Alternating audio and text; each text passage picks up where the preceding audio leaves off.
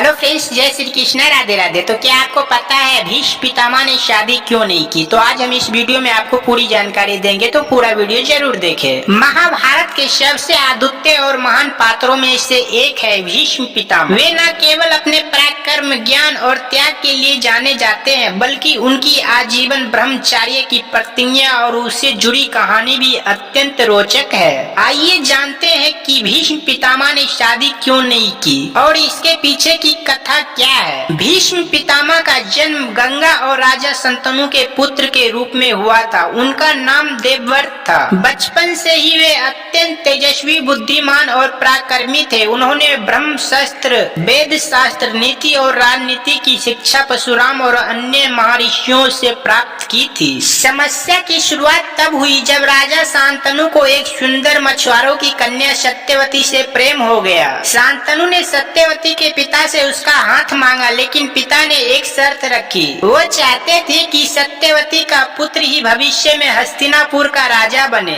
राजा शांतनु इस शर्त को स्वीकार नहीं कर सके, क्योंकि उनके पहले से ही देवव्रत नामक योग्य पुत्र थे जो राजगद्दी के उत्तराधिकारी थे। वे दुखी होकर महल लौट आए और उदास रहने लगे। जब देवव्रत को इस दुख का कारण पता चला तो उन्होंने पिता की खुशी के लिए मछुआरे के पास जाकर सत्यवती का रिश्ता तय करवा दिया। लेकिन मछुआरे को अब भी संदेह था कि अगर कभी देवव्रत के संतान हुई तो वे ही उत्तराधिकारी बन जाएगी। ये सुनकर देवव्रत ने आजीवन ब्रह्मचर्य और कभी विवाह न करने की भयंकर प्रतिज्ञा ले ली। उन्होंने ये भी कहा कि वे कभी राजगद्दी पर नहीं बैठेंगे और सदा हस्तिनापुर के राजा और राज्य की सेवा करते रहेंगे। उनकी इसी कठोर प्रतिज्ञा ने स्वर्ग में भी कंपन पैदा कर दिया। सभी देवताओं ने उन्हें भीष्म की उपाधि दी, जिनका अर्थ है भयानक प्रतिज्ञा लेने वाला। भीष्म पितामह की प्रतिज्ञा केवल एक व्यक्ति की इच्छा पूर्ति के लिए नहीं थी,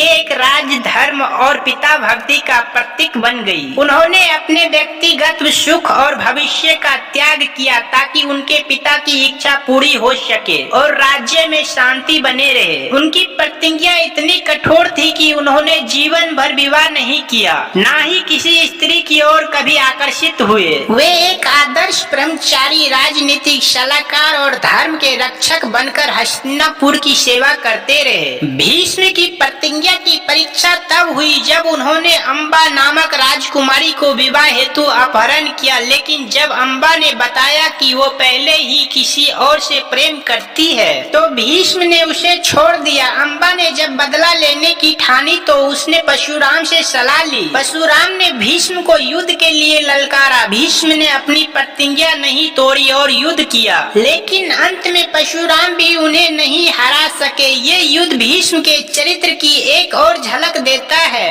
वे केवल प्रतिज्ञा के लिए जिए और लड़े। भीष्म पितामह ने शादी इसलिए नहीं की क्योंकि उन्होंने अपने पिता की खुशी के लिए और हस्तिनापुर के भविष्य की रक्षा के लिए ब्रह्मचर्य और अविवाहित रहने की भीष्म प्रतिज्ञा ली थी। उनका त्याग केवल एक व्यक्तिगत फैसला नहीं था, वो धर्म, नीति और आदर्शों को मिसाल बन गया। भीष्म पितामह का जीवन हमें ये सिखाता है कि कभी कभी व्यक्ति को अपने स्वार्थ से ऊपर उठकर समाज, परिवार और धर्म के लिए त्याग करना पड़ता है। वे भारतीय इतिहास के एक ऐसे अद्वितीय योद्धा है जिनके समर्पण, त्याग और आदर्शों का युगों युगों तक याद किया जाता रहेगा। हेलो फ्रेंड्स, तो आज का वीडियो आप लोगों को अच्छा लगा हो तो हमारे वीडियो को लाइक, कमेंट, शेयर जरूर कीजिए। अगर आप हमारे चैनल पे नए आए हैं तो हमारे चैनल को सब्सक्राइब करें और बेल आइकन को जरूर दबाएं ताकि ऐसा वीडियो सबसे पहले आपको नोटिफिकेशन में मिल जाए। जय श्री कृष्णा, राधे राधे।